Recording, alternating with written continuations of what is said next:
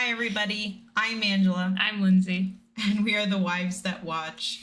And as you can see, she's already got a smile on her face. I don't know, I'm nervous. We're watching Wicked official trailer. It was released about 4 days ago, it says.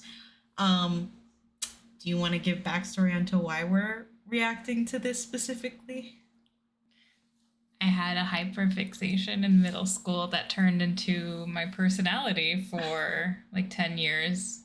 I've read actually several of his books, and I liked the take on giving a villain a backstory, like giving them more depth than I think is explored. They've continued to do that. It's I think popular. Pop culture definitely picked up on that, and it has explored it with like Cruella and Maleficent, and I think it's performed really well. I think people are interested because I think heroes can sometimes fall into very like, not one dimension. I don't want to say that because you can have a very like, well-rounded protagonist that's a hero. But I feel like villains, even at a base level, tend to have very interesting like dynamic. And I think people are drawn to that. And so I think when you're given the opportunity to really fully flesh that out, it's even more intriguing because you're like, oh, that's why they're the way they are. That's what happened. Or, oh, it's a different perspective. And so I really like loved that. And then when I found out it was a musical, it was over. It was because I was a musical theater kid too. I didn't do musical theater, but I was obsessed with it. Yes. I wanted to. I just had anxiety. On the other side of this coin, we have someone who is not super into musicals at all. In fact, kind of avidly avoids them sometimes and has never seen Wicked before. So I'm not going to catch any references here unless it's Wizard of Oz, and I might catch it. I obviously know the storyline of Wicked. I'm familiar. She's told me a lot about the books and the musical. So I'm pretty familiar, but other like nuanced things, I'm not going to catch on to it. She has seen like 10 seconds of this trailer and then she paused and she said, no, I need to get this down on tape. So we're going to start and see how it goes. And if you see anything interesting, you can either pause or save it for the end. Well, please have like a fan moment with me. I'm like obsessed with this, so I really will have a good time with it. Are people born wicked? Or do they have wickedness thrust upon them?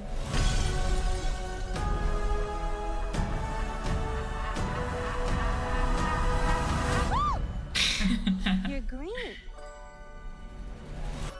I am. Welcome, new students, to Shiz This University. looks really oh my gosh. I like look at the background. I obviously I watched like the first like 10 seconds of this, but I'm like I hadn't seen all of it. But like oh my god, like the costumes look great. The backdrops look great. I did hear a little bit about how like they it was actually more cost effective to literally build entire sets than to use CGI. So a lot of like the stuff that's in these trailers are legitimate like full sets. And I think it really like just in like the 30 seconds we've seen here, like it really shows like I think the dedication to the production. Mm-hmm. Sorry, I'm like you're geeking. I know. You can room with Miss Galinda. Oh, popular. I know about popular. Oh, I saved you some space, by the way. Do you really think this Oh is my fair? god. Okay, she was promise. book accurate. It's book accurate. Book accurate. Like, okay, in the music, obviously, there's two different versions of like Glinda. I think Ariana, like everyone who plays like Elphaba or Glinda in like the stage production has their own kind of take on it, even though there's like fundamentals that stick through like all of the, I think, interpretations of it. And I know like the entire cast has like a personal connection with these characters that they're playing. So like they really want to do them justice. And I love that. I love when productions have people who care because it comes across in their performance. Sorry. No, it's cute how excited you're getting for this. It's really fun. But I like that, like, Ariana is still distinctly, like, her own version of Glinda, but I do feel like there's that reminiscence that I got with, like, Kristen Chenoweth. Like, that magic is there. That, like, clip of her singing Popular? What did you think about? So I've actually heard her sing Popular before. I believe it was for an anniversary special that they did with Wicked a few years ago. And they brought her in because she, like, really follows the production, and she is really close with Kristen Chenoweth, and I think it was just like natural to pull them in. I think Pentatonics did something as well for that same like shooting of that anniversary special, and it's different. I'll say that. Like, I feel like what I listened to in the anniversary special was just Ariana performing the song. I feel like this one is definitely like it's her interpretation of it as Glinda. Mm-hmm. And I like that. So I want to hear more though. Yeah. Well, I know you were, when we first heard this movie was coming out, she was singing her woes because she was worried about Ariana playing Glinda. Do you feel like you've gotten more comfortable with her in the role as you've seen more? I think I was more skeptical about it because I was worried they were just bringing her in as a big name. I really thought that they were just trying to pull her in as like an A-list actor that would get like, because again, I knew her backstory with Wicked. I know she loves Wicked, and I know she loves Glinda, and so I'm like, there's no question that I feel like her dedication's there. But I just was worried that the team that was putting the musical version of the movie version of the musical / book together was just looking for someone who would draw crowds. Mm-hmm. So I think having seen more of it, I think I'm more comfortable. Yeah. I love those glasses too. But thanks for asking.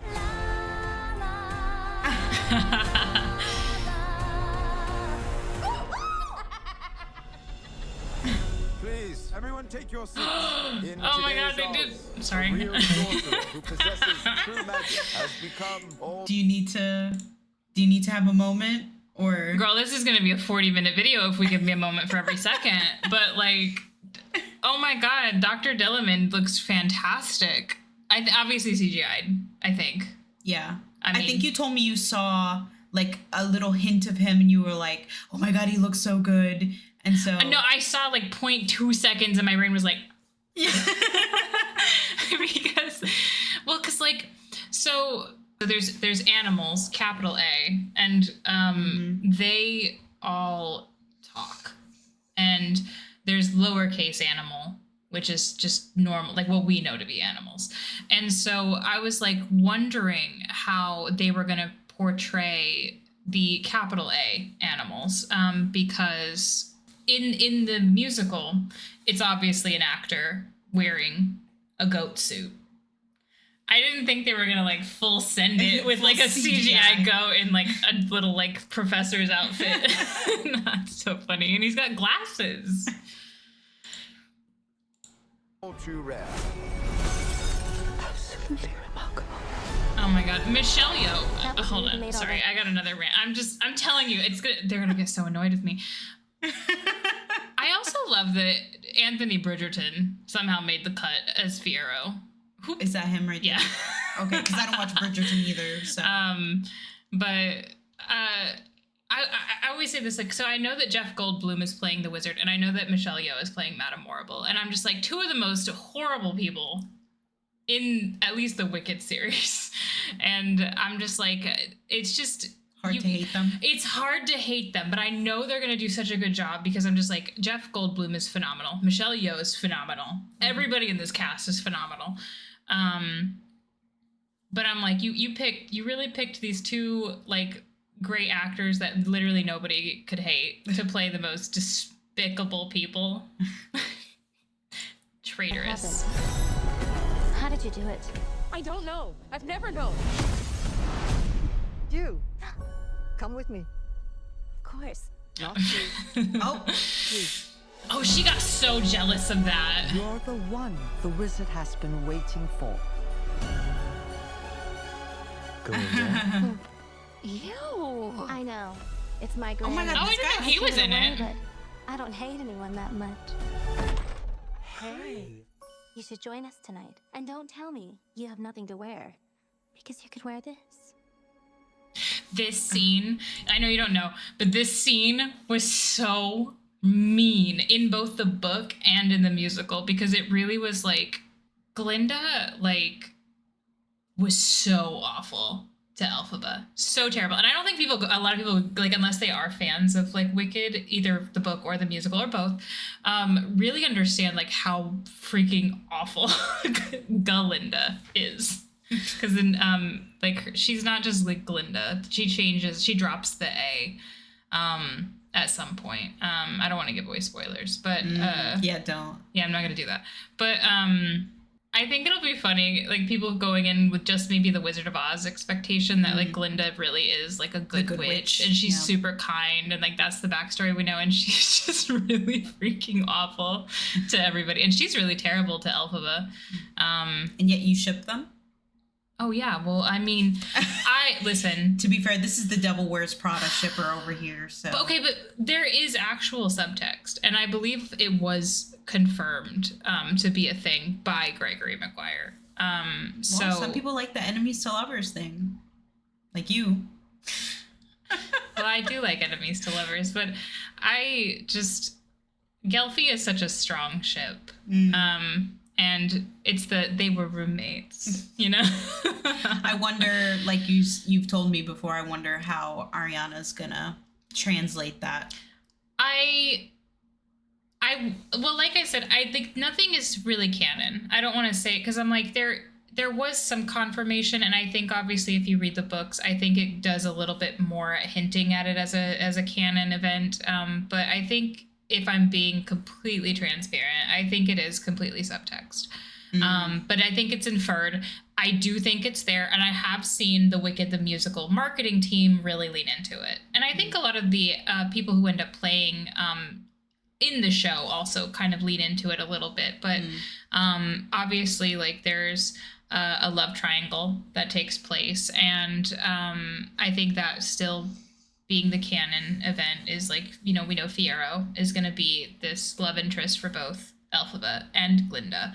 But you also have to keep in mind that the books are about the witches of Oz, and that the musical is about the witches of Oz. And so even though it's there, that's not the main focus. So I really hope that at a base level, they'll bring like that chemistry and connection to at least the friendship. Yeah. Something has changed with I love her voice. She was on Broadway. Something is not the same. Of course she does. She just pretends not to. The wonderful Wizard of Oz summons you to the Emerald City. Come with me. What? To meet the wizard. Why couldn't you tell me this is your moment?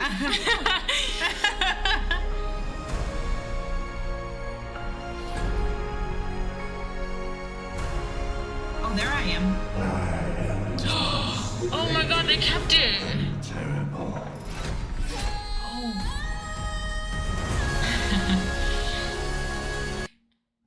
What are you freaking out about? Okay, so in the musical version of the stage show, the Broadway show, they have like the way that they portray the wizard is like this big like bronze like face. It's a big puppet. Isn't that the Wizard of Oz as well? No, it was like smoke and mirrors in the Wizard of Oz. It was like kind of, I don't know, I was thinking more like Magic Mirror, I guess. It's a big fog head, right? I mean, but they had to, the way they translated that to the stage production of Wicked was a big bronze head puppet. Okay. And I love that is the version that they're went keeping with it true to them. Yeah. I want to see the time clock dragon because that one's also like, again, if we think about the stage, there's this huge. Sorry, I'm like having a whole moment. My whole life was prepared for this. She's shaking the desk. She's jumping around. She's yelling. So the stage has this big like mechanical dragon, and in the book, it's a huge thing because it's basically like this. I don't know, like it chronologically kind of predicts things like events in time, and so it's called the time clock dragon, and it's like you see that dragon in like built into the stage, into the production, and it's like it's a really critical component to this story. I wonder if I don't know if they're going to show it in this trailer, but I'm curious if it's in here. You've got about a minute left. I know. I gotta stop ranting. I'm having a moment. Something bad is happening in Oz. The best way to bring folks Oh, there's her together little bubble. She is to came give down a in a real bubble, good dog. enemy. not flattering. You have no real power. That's why I need you. Don't let her get away. Defying Gravity sounds really good too. Witch. Those are real tulips. That's the set I was talking about. Or not tulips. Is it tulips or poppies? Don't be afraid. Oh.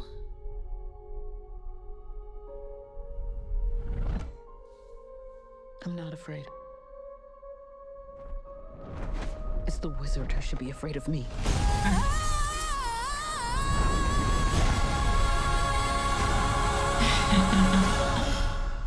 November 28th. I'm so excited. I think as someone who has no knowledge, even I felt hyped by that. And I already feel sympathy and a connection to Elphaba.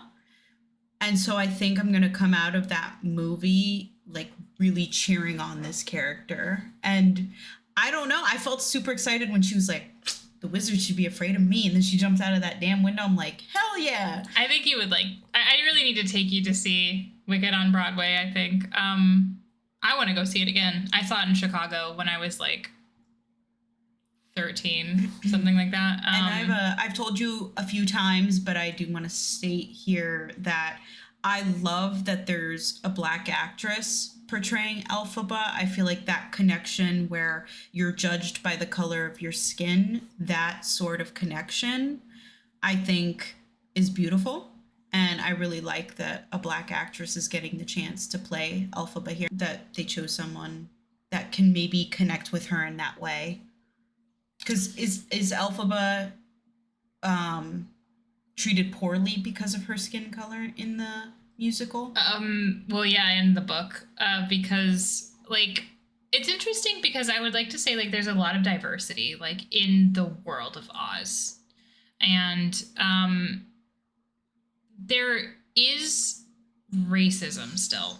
So like I don't want to say like that there's not that, because there is still racism, and it really just depends on like, because it's broken up into several like different quadrants, and there's different people. I remember you said like the indigenous people in the book are still treated poorly. Not right? great, yeah.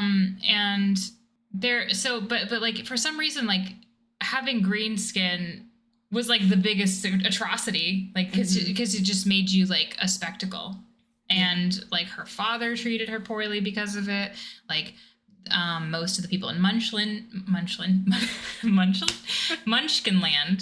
treated her badly. Yeah, you shorty. And also then when she goes to Shiz, like again, it's just like that's the university. Oh, Shiz University. I thought that was a verb, like shizzing.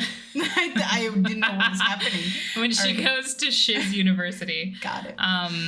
Obviously, like, even then, it's, like, people in Munchkinland, because that's where she is raised, she kind of travels around. Like, her father is, like, I believe, like, a priest or a pastor or something like that. I think a pastor. And so he's very, very religious. And he kind of travels a bit to kind of spread, like, gospel. And he absolutely loathes her. And, Poor Elphaba. Again, because he thinks that basically that she was like punishment for his sins because of her skin. And so then when she goes to school too, again, with all this mistreatment again from her family, she ends up being a spectacle there too. And so, yeah, I would say like it's really good to have kind of like that element that I think obviously if you had a different racial background may not have translated as well, because people are like, well, she has green skin, any actor could have played her. It's like, right, but would any actor have known the nuance of which to play her with? Yeah, like that emotional connection to that experience, right? Yes. So I'm really excited to see it. I've seen you get more excited. I know initially you felt some dread about it. You were like, oh God, are they going to mess this up? I think it's because I do have such a strong attachment and care for this. Like this is literally something that like I mean, I really did make this my personality. I was obsessed with it. I wanted to know everything. I read everything I could. Like, I got really invested. And I just want to see, like, just love poured into this type of project. And I love that they are doing it justice and doing it, because initially I was like, why are we doing it in 2 parts? That makes no sense, especially like, why are you not releasing them together or closely together? And to know that they're doing it because they want to put as much as feasibly possible into the movie, to showcase not only the musical, but also to show the book elements that wouldn't have been translated because, you know, you only have so much time.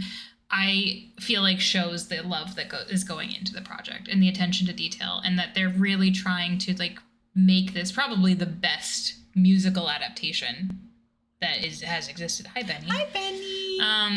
Hi. So I did think I dreaded it because I'm just like, oh God, this is like my favorite thing in the world. I don't want it to go badly. And so having seen, especially like just this trailer and then seeing the behind the scenes, because it was a trailer for the trailer of a behind the scenes. And I was just like, it's probably going to be the best thing I've ever watched, in all honesty. Like I will probably nitpick a few things, but right now I have no complaints. You will have this reaction channel until November 28th, and that's when Lindsey will officially be deceased, and we will no longer have her with us because she's going to be so fucking happy. I just want to say, like, not that anyone cares, but I just want to say that it's so funny. I've had so many of my friends that I've made over several years reach out to me and be like, I want to go see this with you. I want to go see this with you. It's because I'm going to literally pass away. All right. Well, this was our first actual kind of media reaction. We've mostly been doing music on this channel, but look out for more trailer reactions, and we're hoping to get into more content and media soon. Like, we kind of wanted to see Killing Eve, maybe Yellow Jackets, things like that. So keep an eye out for that. And if you have any recommendations, drop them in the comments section. Yeah, sorry this one was so long. Probably won't be like that for all of them. I think this is my passion project. And I figure if you come looking for a Wicked trailer reaction, maybe you're looking for someone who's as obsessed as Lindsey to be, you know. Benny has a lot to say. Right, don't you, Benny? Yeah. You know, if you come looking for a trailer like this, you might be looking for someone with as much excitement as you have, and you have found it. But leave a like, subscribe. If you want to follow our journey, leave a comment. We love long paragraph content. Fan out with me. But we will see you soon. Be safe out there. Bye, everyone.